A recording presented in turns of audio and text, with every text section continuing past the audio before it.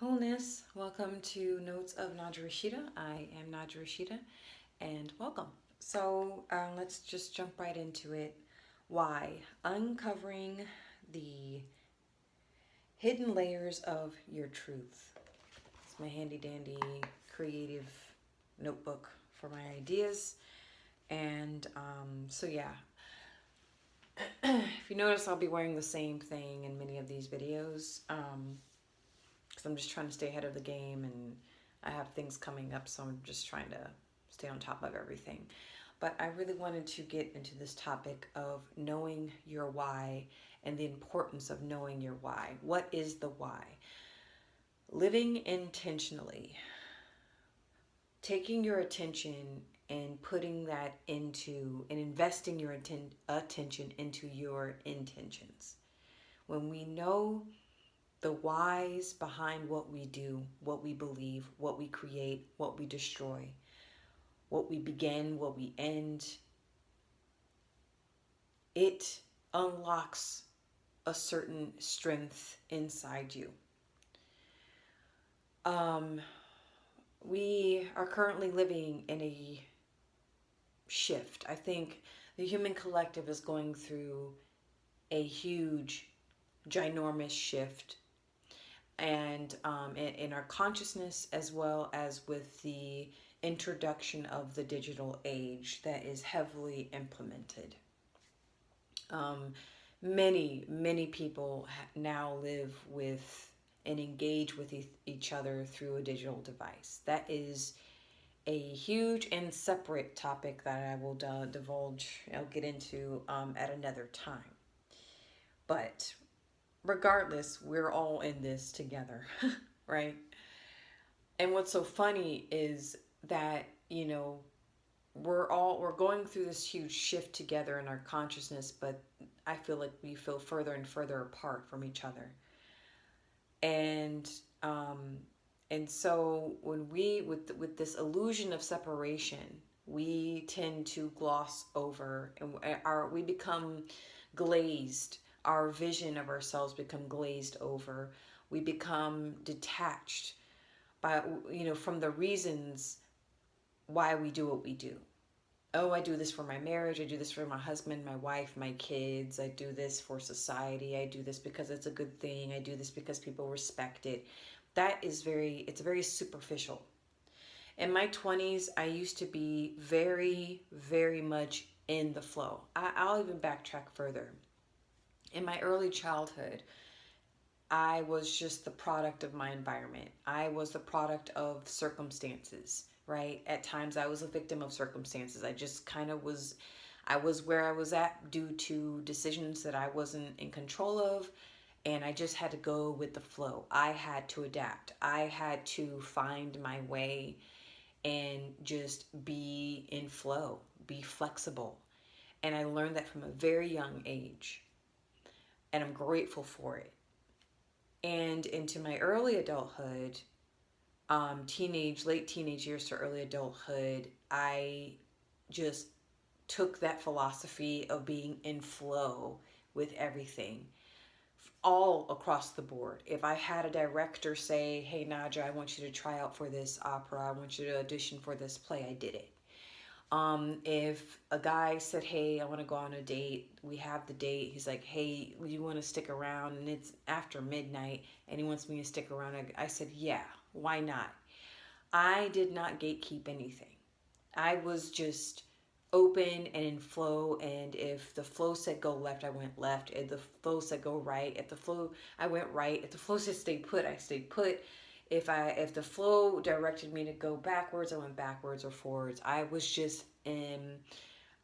at the I was a leaf in the wind. And it wasn't until maturity in my late 20s and now where I'm at now, and as an adult woman, now I am developing my gatekeeping skills. And with gatekeeping skills, right, when you begin to live intentionally, when you begin to ask yourself the hard questions, why you think the way you think, why you feel the way you feel, why you do what you do, it will begin to unravel the hidden layers behind our truths.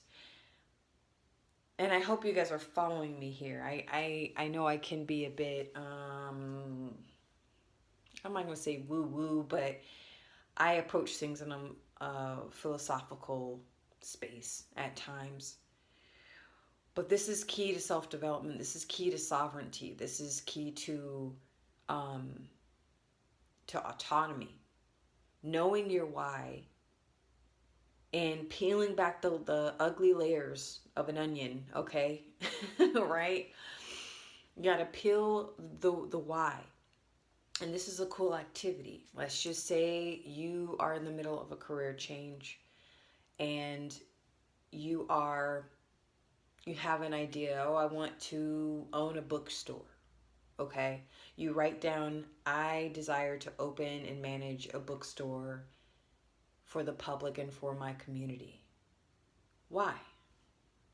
And then you can, and for each, and I would ask yourself this about 8 times. Why? Why do you want to own a bookstore? Well, I want to own a bookstore because I'm passionate about books. Why are you passionate about books? Books are a phenomenal way to explore ideas and creativity. Okay. Why do you want to explore, or why do you want to make books accessible to a community? Why do you want to make creativity and ideas accessible to the community? Well, I want other people to experience what I'm experiencing. Like, you have to, when you make this into an activity, a tangible activity, it will make more sense, right? And maybe I should get a dry erase board and show you what I'm talking about. So it can be a little bit more tangible. But when you begin to ask yourself why you're creating what you're creating, why you're doing what you're doing, it really will reveal your deeper values and what you're valuing in this moment in time. It will put things in perspective. Like, are you truly taking on this job or this career or this relationship or this creative endeavor or this opening this business out of fear or out of greed or selfishness or financial security, or truly because you're passionate about what you're creating, or to impress someone, or to gain popularity? Asking yourself why you do what you do, it unlocks self-honesty and integrity. No one can take away your why. And more often than not, we find ourselves working for other people. We work within a corporation, we work within an industry, we work under someone else telling us what to do and delegating our day-to-day actions for 8 or 9 or 12 hours a day. Right? But when you know your role and you know what you do and why you do it, that supersedes even that corporate boot on the neck, if you will. Oftentimes we will feel that, especially when we're working in an environment that's very hierarchical. I'm the big boss. You do as I say and how I tell you to do it without question, right? I'm not saying all places are like that, but it is the fabric of societal order when it comes to the workforce, the workplace. But when you know your why, that's a powerful place to be, because then you can see and approach the unfolding in your workplace or in your relationships or in your projects without an unhealthy, chaotic attachment to it. You will be more open to what the universe will bring in and what the universe will take out when you know your why. When you are clear, 1000% clear behind what you do and why you do it. I'm not saying the hippy dippy, oh yeah, let's just be in flow. Like, there's nothing wrong with that. That serves a purpose. That's also a very powerful place to be because it calls you to be in the present. However, for those of you who are in a different season, in a different cycle of life, where you are actively participating in building and sustaining, especially another corporation or another industry. You're not the CEO, you're not the director, you're not the manager, you're not the supervisor, right? You're the little man at the bottom, right? Be clear on why you're there. Be clear about your energy. And as I mentioned before, the power of gatekeeping. That's part of it. If you know your why and you know why you're there and things are falling apart, let them fall apart. Things that are, especially if you're in a toxic environment that kind of goes against your values or is making you do like a second, like what? It catches you off guard. You know your why, pay attention. Things are a lot much more clear when you know your why.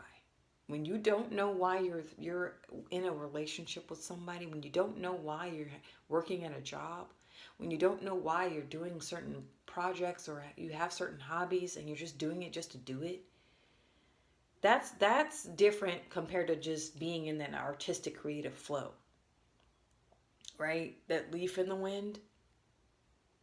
There's a time and space for that, but I'm talking about the gatekeeping of your energy.